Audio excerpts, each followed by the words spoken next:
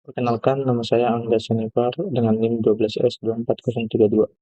Sini saya akan menjelaskan tentang hukum video saya. Adapun case yang akan diselesaikan oleh saya adalah sebagai berikut. Dapat beberapa soal, yaitu soal yang pertama adalah integer overflow detection. Deskripsi dari soalnya adalah membaca dua bilangan bulat bertipe integer. Program itu harus menjumlahkan dua bilangan tersebut. Jika terjadi integer overflow, cetak overflow. Maksudnya adalah jika penjumlahannya melebihi batas penjumlahan integer, yaitu akan dicetak overflow.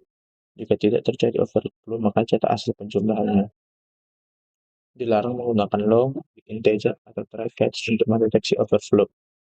Nah, jenis inputannya adalah soal 1, itu untuk menandai bahwa dia soal yang ke-1, baru ada A dan B, itu bilangan pertama A dan bilangan kedua itu B. Dan outputnya adalah hasil penjumlahannya. Nah, contohnya seperti berikut. Dan penjumlahan dua bilangan ini terjadi overflow karena telah melebihi dari batas integer. Ini ada soal berikutnya, contoh yang kedua, karena masih memenuhi integer, outputnya adalah sebuah bilangan. Soal yang kedua adalah float versus double precision track. Deskripsinya adalah membaca dua bilangan desimal.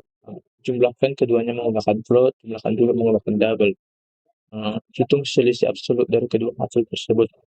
Outputnya harus ditampilkan dengan 6 digit di belakang koma. Oke, tipenya sama juga soal 2, X dan Y, di mana X adalah bilangan pertama dan Y adalah bilangan kedua. Contoh inputnya adalah soal kedua, baru nilai 1 0,2.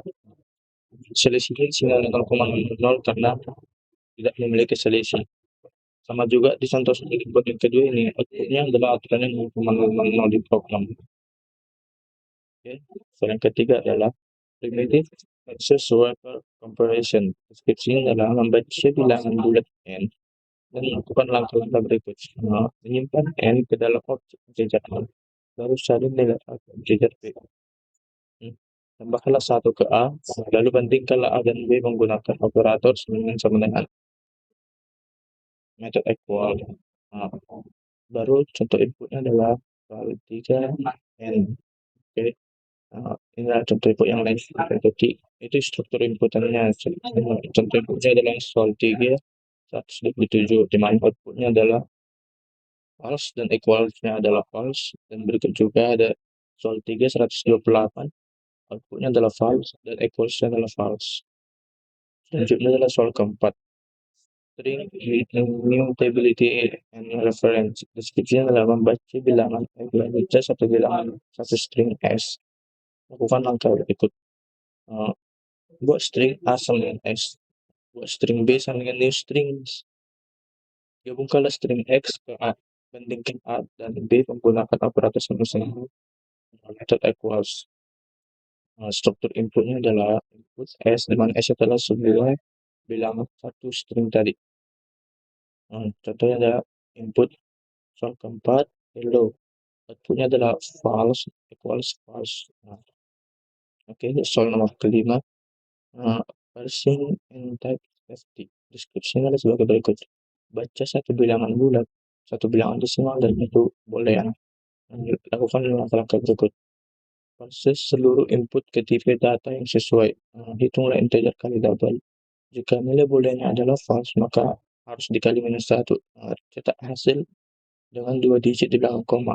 Dilarang menggunakan casting manual antar tipe. Struktur inputnya adalah soal kelima, integer, double, dan boolean. Contoh input yang ini adalah struktur input yang contoh inputnya adalah soal kelima, 10, 2,5 false. Outputnya adalah minus 25. Itu adalah kodenya yang saya buat. Di sini ada import Java Until Scanner. Ini adalah mengimport library Java ke kode kita. Terus ini public class main, membuat kelas bernama main. Baru yang adalah membuat fungsinya.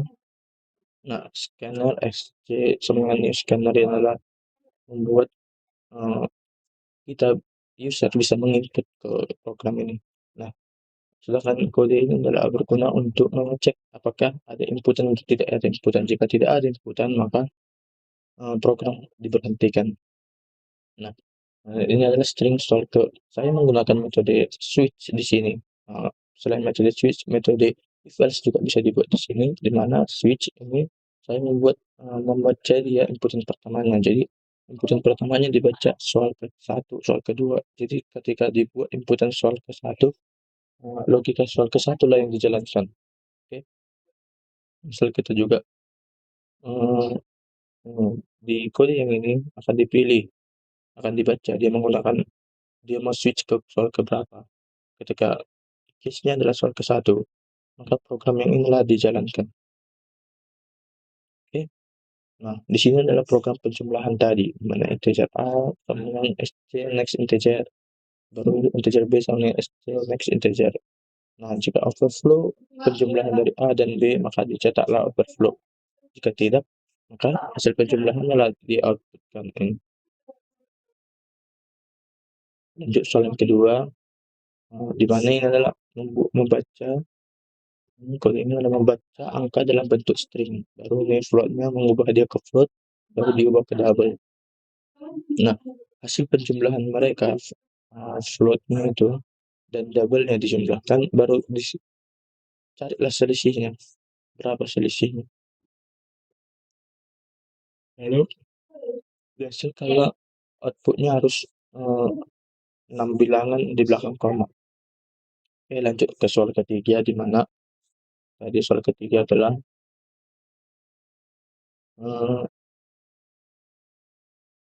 primitive resolve comparison, di mana baca bilangan bulan n. Nah, di sini dia dibacalah bilangan bulan n itu. Nah, dibilang tadi kan sama dengan kan A. Ya. Nah, sifat n dalam objek integer A lalu salin nilai A ke B. Nah, untuk membilang itu dilakukan di sini. Disalin ke A, besar. Disimpan ke N. A itu disimpan ke N, lalu disalin ke B.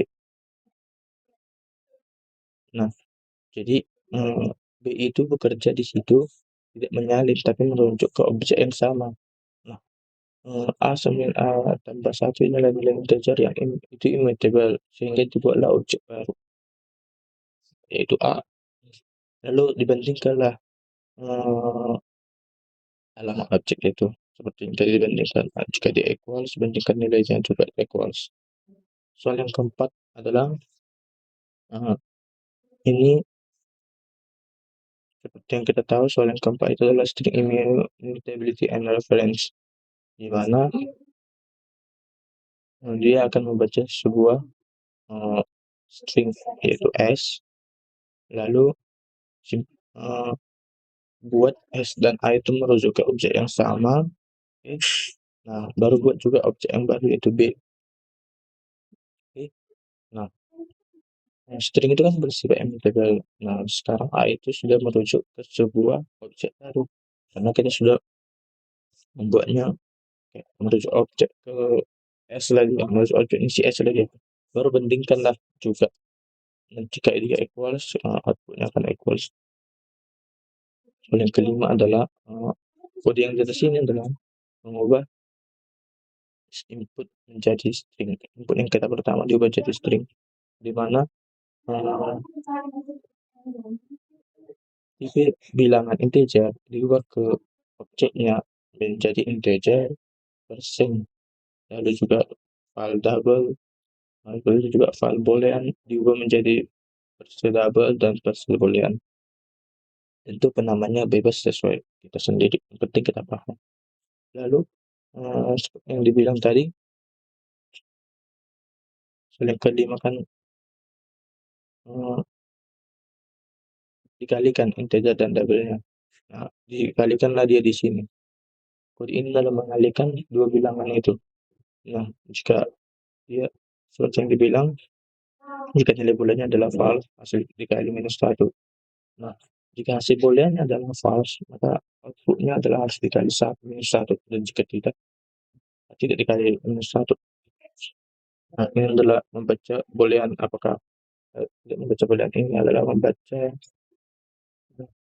apa seperti yang tadi, yang overflow, apakah penjumlahannya melebihi overflow atau tidak. Dan jika tidak, maka outputnya adalah sebuah bilangan sendiri.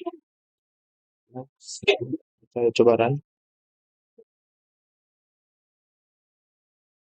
Ini sudah masuk ke file source. Oke, lalu kita akan mengcompile-nya.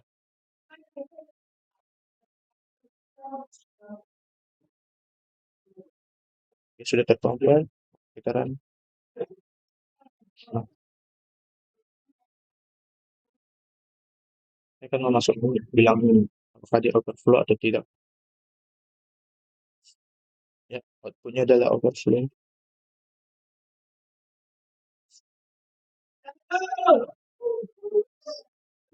Buat contoh sulit,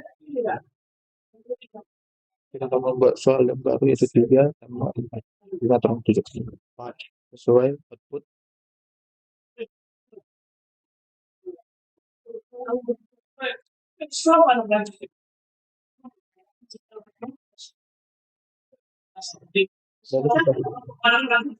kita akan menggunakan output soal kedua. Outputnya adalah 0,0. Oke, selanjutnya adalah output dari soal ketiga. Kemudian soal false dan equal false. Kita coba juga hal yang keempat.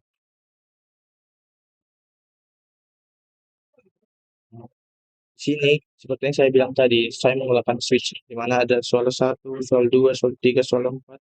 Itu adalah menandakan dia logika mana yang dimainkan dia. Logika soal yang mana yang dimainkan dia. Itu. Ini sangat penting biar dia tahu apakah perlu agar program agar user juga tahu dia mau ngapain, seperti protokolnya.